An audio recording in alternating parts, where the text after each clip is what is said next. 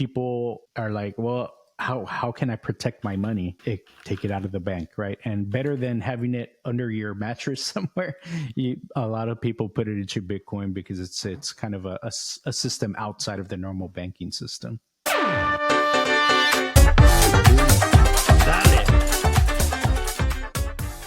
So if we're thinking about what are the things that are going to cause the Bitcoin to rise, like one of the things is the money supply. So some of the news that started to come out this week is that the money supply started to slow down. Right, the Fed said, "Hey, we need to slow down. The money supply is growing too fast, it's growing too much, it's causing inflation."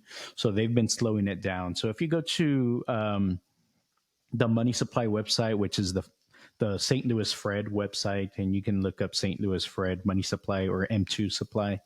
You can check out their website that shows a graph of what it looked like in 2020 when we started really printing a lot of money. There's a big, huge jump, and then they started to do quantitative tightening. So they were trying to lessen the amount of money supply there is, and you saw this kind of downward trend. Well, what we're seeing now is that it's no longer on a downward trend. It's either going sideways, and a lot of people think it's about to go up again. So we might be getting ready to see some improvement on the rates. Lowering of rates, increasing of money supply, a little quantitative easing, QE, and what happens with that? It causes Bitcoin to go up. I always was curious why sometimes when they were printing money, why the price would go up. And there are a couple of reasons why, right? So maybe expand there, right? Why is that the case? So I guess when money supply starts going up, that's usually an indicator that there might be some inflation that's going to happen. And so Bitcoin's always been seen as as a hedge for inflation, right? But sometimes when inflation went up, the price didn't went up, and that's the reason why I'm a bit confused myself, right? Because I was on that camp. I was into, this is a hedge for inflation, and I was waiting for inflation to happen. And with COVID, it's just like we went bananas on the inflation, and but I didn't see it as a hedge. So, we did go from the 20K up to 60K, right? So we did see a lot of that, and that inflation hedge, it goes back to gold, right? Gold has always been seen as an inflation hedge, and a lot of the gold bugs will tell you that that's why they hold gold and things like that. And a lot of people think Bitcoin is digital gold, right? So that's why there's this analog there. They say, okay, well, if gold is an inflation hedge and Bitcoin is digital gold, hence Bitcoin should also be an inflation hedge. So that's why we do see some correlation with that. As inflation goes up, people tend to combat that by buying Bitcoin. Yeah. And I guess when they are printing money, then people has more extra cash. Then I guess they're starting investing in something in the Robinhood accounts, right? If they have extra $1,000 or whatever, it's like, okay, well, YOLO on this and and just get like some crypto. You do start doing the yellow, and so I think that's what we saw during the COVID era, COVID times, right? People were getting checks in the mail for extra money, and some people just spent it. I think that was an option, but a lot of people invested it, right? And a lot of people see it as a risk investment, but with risk investment also comes higher rewards. So that also drove that Bitcoin price up. Like we said, it went up from like the 20K to in the 60s, right? Yep. So that's another thing. Now, money supply grows, more money sloshing around in the economy. There's more people investing. Yeah, for sure. Do you see any other things on when the Fed start printing money? There's probably one more, and this is actually something that came out in the news this week as well. A lot of times when there's still this quantitative tightening and things like that, or when what does that supposed mean for the audience, right? People like, what is that quantitative thing, right? Well, they're trying to shrink the money supply and try to slow down inflation and things like that, right? So are they doing it like the Joker on the and the Dark Knight just Blowing up the banks. blowing out the money.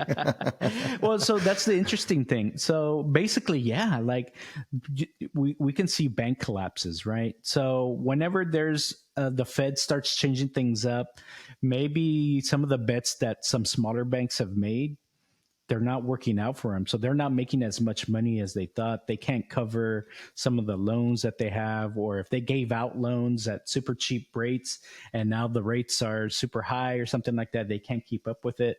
So they're underwater on some of these loans. And so there can be bank runs. Like we saw that with Silicon Valley Bank, right? Yeah. They went bankrupt, and also like what we saw in previous instances where like the Lehman Bank and all that stuff, all that happened. So people remember that. So whenever the Fed's doing some funny stuff, changing rates and stuff like that, it does affect these banks, and there can be bank runs. There could be banks that collapse. So again, people are like, well, how can I protect my money? Take it out of the bank, right? And better than having it under your mattress somewhere, a lot of people put it into Bitcoin because it's kind of a system outside of the normal banking system. Do you remember this guy, Balaji? He used to be, I think, that CTO from Coinbase. And a couple months ago, he was ringing the bell because he's like, hey, Bitcoin is going to 1 million. And everybody was mocking him, right? And even Mm-hmm. he made a bet of somebody on the internet as well. And he lost because he was saying in the next 30 days. Mm-hmm. He might be right, but and it's just his timing was off. But when he did the research, there were like a couple thousand banks that they were underwater, and that was literally his premise. It's like, hey, look, all of these banks that are underwater, and it's a ticking bomb. Unless the government comes and step in and helps them out and bails them out like before, then they will be okay. And Mm-hmm. then we start seeing a couple banks popping up. That was basically the Silicon Valley Bank was one, and others credit unions. But yeah, I Mm-hmm. think that's another ticking bomb there, with all of these financial institutions. Be very careful, guys. We might not kind of like Bank of America, Wells Fargo, or any of these Chase, but they have the backup on the reserves to be able to do it. Same with the ETFs, like um, sometimes like BlackRock ETF or Fidelity ETF. Maybe from my perspective, might be a little bit higher uh, kind of fees, but I'm more worried that banks will go under and they will not be able to pay back for their people. In ETFs and stocks is different because they are more regulated. But like in FDIC, only goes up to 250,000, I 200. believe. Yeah. Mm-hmm. 200K. Mm-hmm. So maybe if you have more than that, it's like try to create other account. So start splitting your cash, so that way you don't have your $1 million there, and it's like Yeah. poof, Yeah. That's true. And that was a and only big insure. story with Silicon Valley Bank, right? Is that Hmm. um, out there in Silicon Valley, a lot of this Silicon Valley startups, they were using SVB as their bank, and when they got funded, they were getting millions of dollars, and they were just putting it all in one One bank account. account. But they're only insured up to 200K. So when SVB went under, a lot of those banks only got their 200K. A lot of those customers only had 200K, and they lost a lot of the rest of it. Yeah. So be very careful. You have to see those.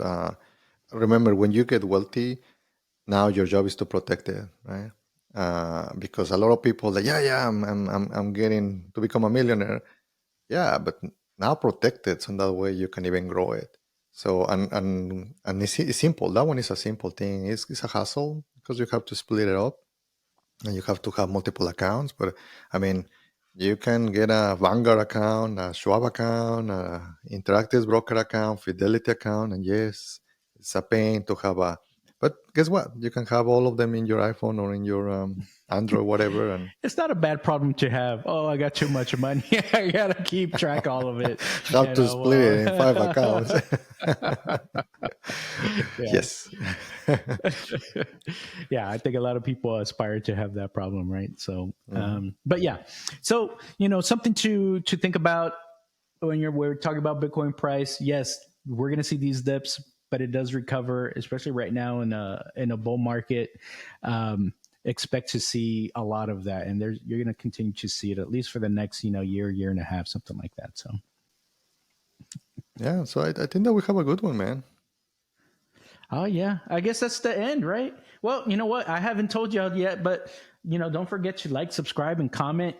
Obviously, we love to hear from you. I think there's a Mr. Randall out there that let us know he loved our content. You know what? We love you for checking us out. So, if you haven't watched our viral Bitcoin all-time high meme remix, go check it out. We've got two of them. We're working on a special Michael Saylor one too, so keep an eye out for that. We've got a good one here, but A that's all we've Michael got for Saylor today. tribute. You'll see it soon. Dale. Bye.